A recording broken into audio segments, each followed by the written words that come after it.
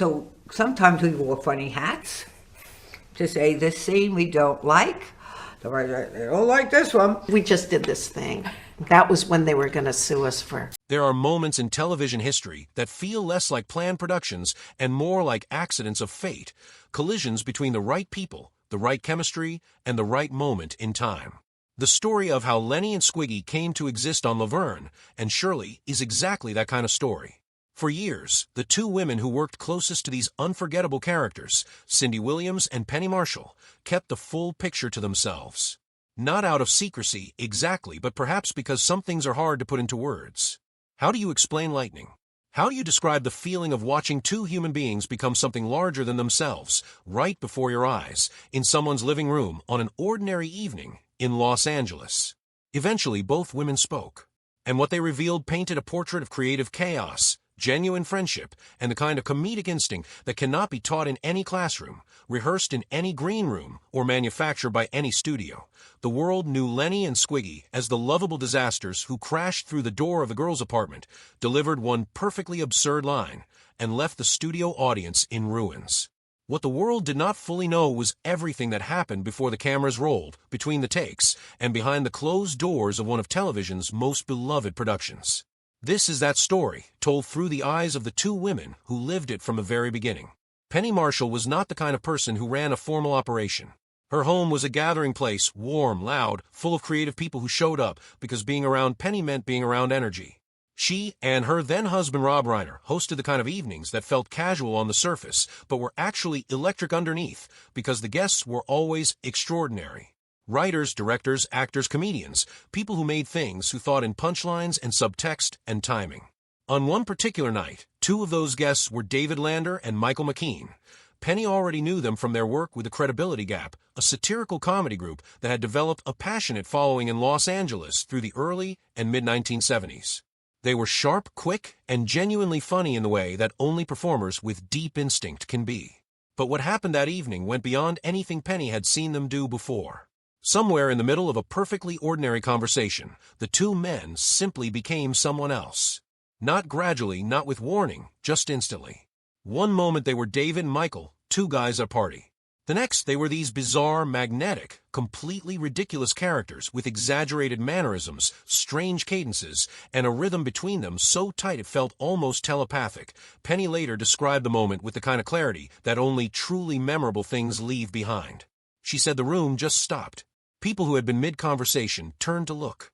And then everyone started laughing, not politely, not in the cautious way that people laugh when they aren't sure if something is supposed to be funny, but completely, helplessly, the way your body laughs when it has no choice. Cindy Williams, who was also present that night, said she felt something shift in the room that she could not entirely explain.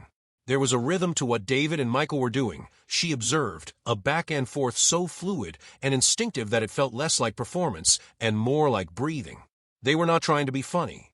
They simply were funny, down to the way they stood, the way they looked at each other, the way a single pause could stretch just long enough to become its own kind of punchline. This was not an audition. Nobody had planned it. But Penny Marshall understood immediately what she had witnessed.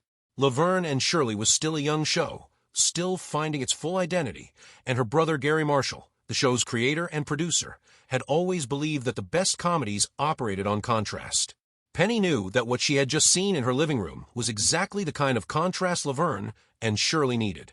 The next morning, she made a call. What most people do not realize is that Lenny and Squiggy almost did not exist in the form the world came to love. The original conception of the characters was quite different, and the evolution from that early idea to the finished product is itself a small masterpiece of creative decision-making. When David Lander and Michael McKean first came to the set, the characters were called Lenny and Anthony. Anthony was conceived as an Italian-American neighborhood figure, a natural fit for the Milwaukee working-class world of the show, which already drew heavily on that cultural texture. There was Frank DeFazio, Laverne's boisterous father. There was Carmine Ragusa, the neighborhood showman with his outsized personality. The Italian-American community flavor ran deep through the fabric of Laverne and Shirley, and Anthony was supposed to be one more thread in that tapestry, but the producers looked at what they had and recognized a problem. The show was already populated with strong Italian-American characters. Adding another one risked making the ensemble feel repetitive, like they were drawing from the same, well, too many times.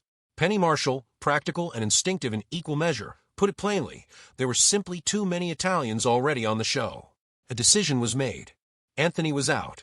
In his place emerged Andrew Squigman, nicknamed Squiggy, a character of deliberately ambiguous European heritage, something vaguely Germanic or Eastern European, depending on whatever the scene required.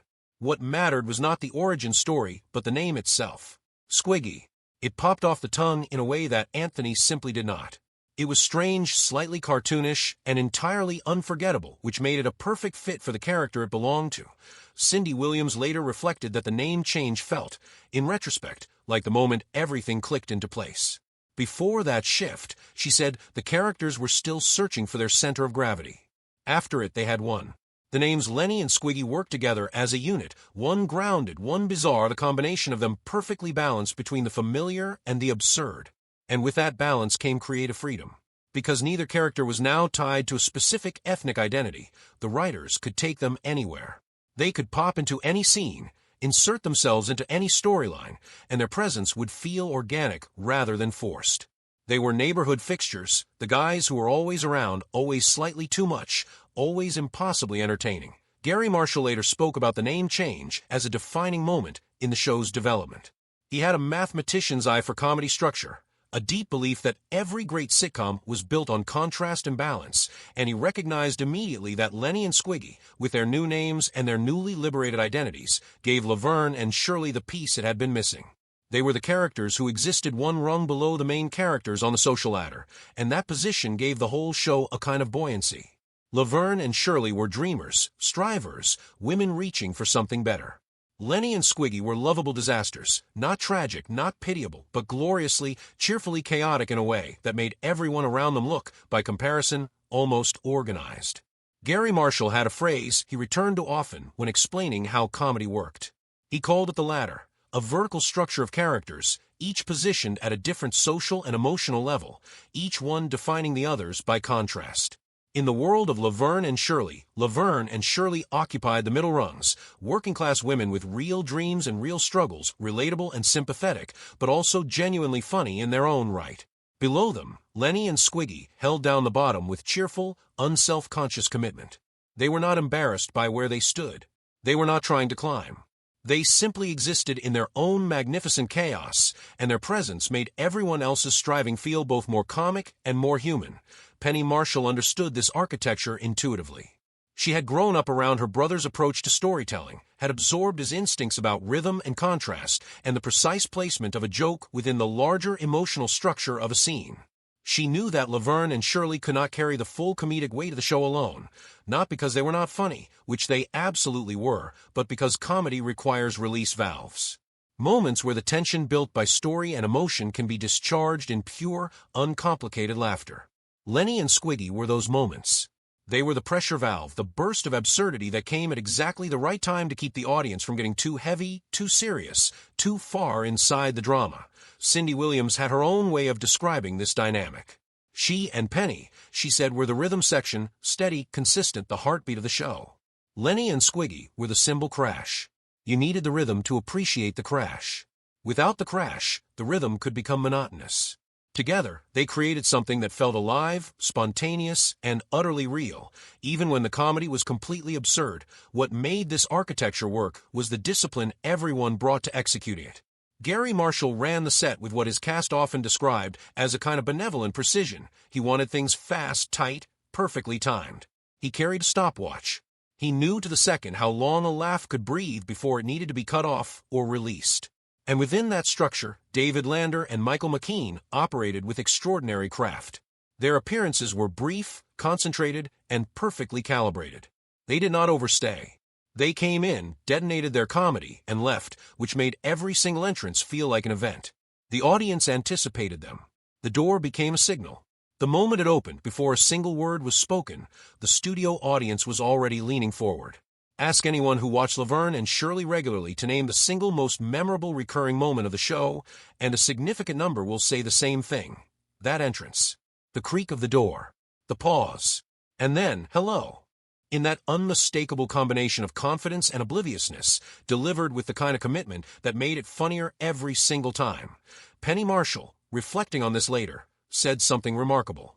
She said that the audience would begin laughing before David and Michael said a word. Before they had even fully appeared on screen, the laugh was already starting because the audience had been trained, over dozens of episodes, to know that the arrival of Lenny and Squiggy meant something wonderful and chaotic was about to happen. The door itself had become a punchline. The anticipation was half the joke. This was not accidental. David Lander and Michael McKean worked on those entrances with the same seriousness that a classical musician brings to the first notes of a performance. Where exactly they stood, how long they waited before speaking, the precise angle of the lean, the exact quality of the glance they exchanged before addressing the room. Cindy Williams described their technique as controlled chaos, which sounds like a contradiction until you understand what she meant. They made the entrance look completely natural, completely spontaneous, as if they had just wandered in on impulse. But every moment was considered. The spontaneity was a product of meticulous preparation, which is perhaps the purest definition of comedic craft. McKean himself acknowledged this in later years, speaking about how he and Lander would sometimes open the door and simply stand there, no dialogue, no action, just presence, and the audience would laugh. That, he said, was the moment they knew they had achieved something real. When your existence in a doorway is enough to make people helpless with laughter, you have transcended the mechanics of comedy and arrived somewhere deeper. You have become a feeling. Lenny and Squiggy were a feeling, the feeling of joyful, harmless, completely committed absurdity. For Cindy and Penny, maintaining their composure during those entrances was its own athletic achievement. Both women have spoken about the physical effort involved in not breaking, in holding their characters steady while two human tornadoes swept through the scene. Penny once said, with characteristic bluntness, that she almost bit through her tongue on more than one occasion. Cindy described the strategy they developed: do not look directly at them. A single glance at David Lander's wide-eyed expression or Michael McKean's crooked grin could undo everything.